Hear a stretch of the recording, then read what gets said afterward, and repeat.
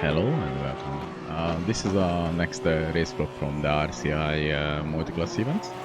So as you know, Marco, Max and myself entered this competition. Two of us with an Audi, so Aston Martin and the Porsche in the GT3 category. And Marco is doing GT4 with the BMW. I qualified to P10, Max is in P2. I'm good. I really like this track. This was the first track when I did any kind of multiplayer race, and I lost one of my tires because I have a puncture, and I gained the position already. So my race was okay. Everything was fine. I don't have any issues with tire pressure. I'm decided to change tires and do some small fixing on my car, but overall my race was almost spotless until the last lap.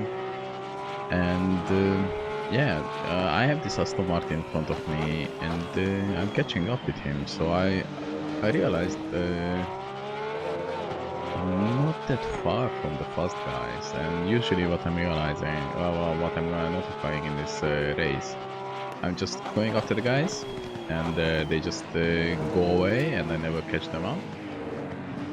But now this is different. So I have overtake from the Aston Martin. Of course, he tried to avoid someone who was in the middle of an accident. And this Aston Martin also has an issue. He has a massive crash in the front. So I just find myself in P7. And the guy in front of me is P8. We're doing an amazingly great job. Marco is fighting for the top 5 position in the GT3s.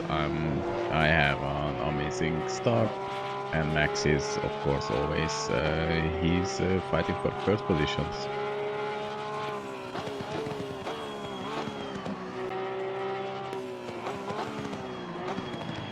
Yeah, from my end, this race was a learning lesson, because I had to relearn all of my braking points, and I was a little bit more consistent in braking, but not confident 100%. And if you see here, when I do the first turn, everything was going okay, and I did a small late braking here, and I hit in the inside curb, and I managed to catch the car. They almost crashed me, and I lost my P6. So if you're asking me why my braking is not consistent, I have an amazing news, and I managed to finally get a load cell pedal from Thrustmaster. It wasn't on the stock.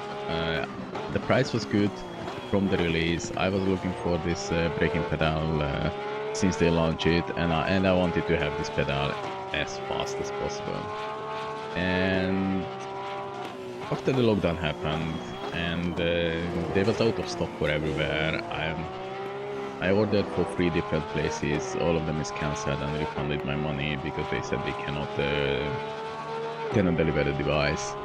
And I was so desperate, I started looking for a Fanatec CSL Elite pedals with a load cell mode, but it's like £50 more. And I tried to bidding on eBay for some of these pedals, but I managed to mess up all of the biddings. They went up above 190, 100, 200 pounds, and I wasn't very confident to pay that kind of money for second-hand pedals. And I just saw my local shop where I'm usually buying my computer parts are selling the pedal what I was looking for from Thrustmaster. This is the TLCM, so LC is load cell, M as magnetic, so the brake pedal is load cell, and the clutch and the throttle is magnetic. It's an amazing pedal. And I told them, okay, I want to buy it for 190, and they listed for 211, and they said no. So I went to the web shop and I bought it for 190 from the web shop with next day shipping. So yeah, I had a new pedal. I was a little bit scared to enter a multi-class race with a brand new brake pedal without doing anything.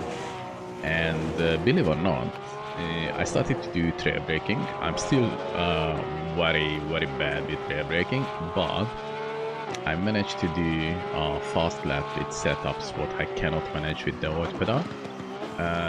My braking is much more confident in, for example, the previous corner. So every time I have the same braking point, but with the old pedal, because I'm almost has a digital braking, so maximum or nothing. When I did this brake test, every time I still need to release a little bit earlier because the car was stopping way better than before.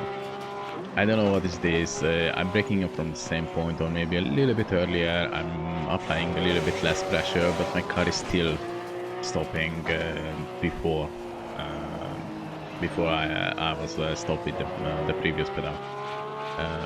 Yeah, I'm super happy with it. Everything was funny, and I just changed the pedal position only 5 times before I realized what is comfortable for me.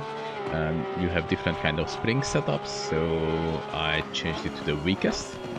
In the menu I said it's for kids, and yeah, this is when I get one extra position and when I'm losing the position straight. So the car in front of me messed up the corner. I tried to avoid the accident. I managed to avoid the accident, but I lost my position. So I was P6 for a moment there. Yeah, so the new pedal is amazing. I highly recommend it after 5 hours of use. But yeah, more details. I think one month later I will review it, because some people reporting issues with squeaky noise from the springs. I have a homemade solution. Maybe I just to the end of the springs I just put some heat shrink on it. So yeah, a heat shrink. So let's see. We are a couple of laps ahead. It's around 30 minutes in the race. So this is 75 minutes race, so almost halfway. And the Porsche just overtook me in the previous cut, messing up here and messing up my race badly, and also the Camaro's race. Plus he also crashed one other car. So I had a massive damage. My full left side is damaged. I cannot realize how bad is the car, because at the moment when I'm turning right, the car is okay. But when I'm turning left in turn 1, in here I'm slowing down very slow, so I'm not doing a high-speed left-hander. But when I'm doing a high-speed left, the car is just losing it. I lost the balance, and I have 20 seconds of damage.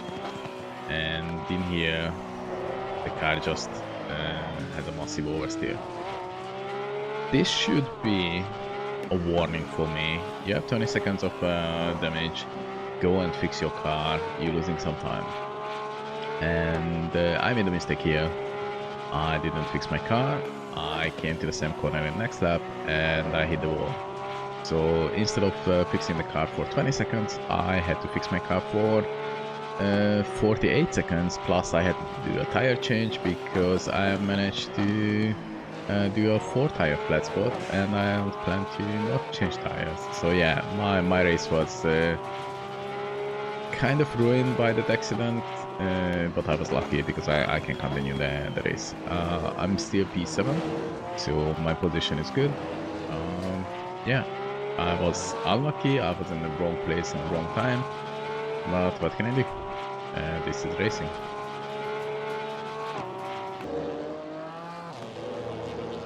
Two laps before the end, and as usual, Marco has an amazing second half and end of the race.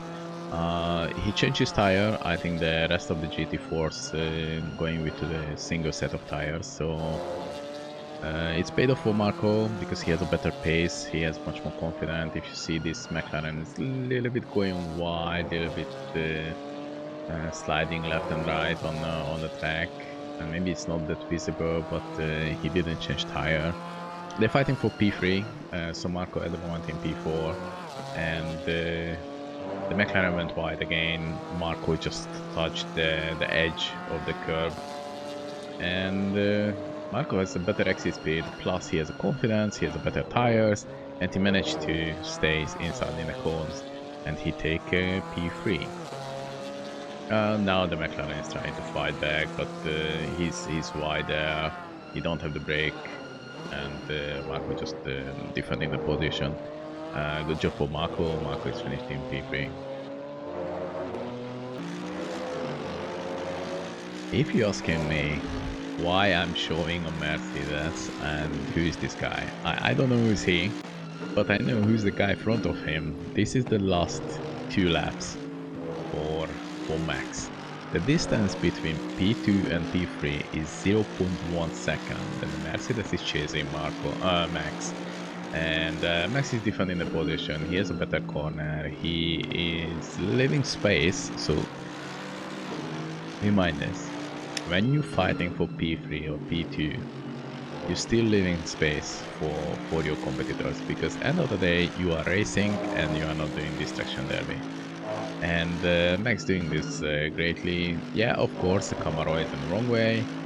Max utilizing the Camaro to a little bit slow than the Mercedes. Maybe his exit speed is worse. The Mercedes is faster here. Now Max is just cutting to the front of the Mercedes, but he has the corner, and the Mercedes is slowing down, keeping space, keeping clean. They have a super clean, super exciting, and Max managed to finish in position number. Okay, I'm just kidding. He was P2. He's too fast for the Mercedes. The Mercedes cannot catch up. But the distance for them was 0.1 seconds. The pace was the same, and even when they overtaking the GT4s, Max has managed to stay ahead of the Mercedes. Good job for Max.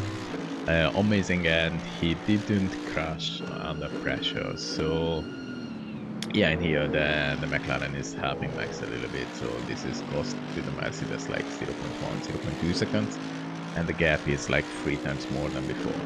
So yeah, good job for Max. Max is finished in P2, Mercedes P3.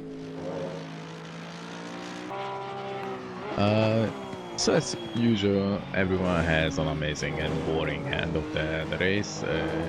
I was 16 seconds ahead of Skinner in the last couple of laps. I was struggling a little bit to keep up the pace. Skinner is faster than me. He has a better car, and I'm not making mistakes. No, I'm not.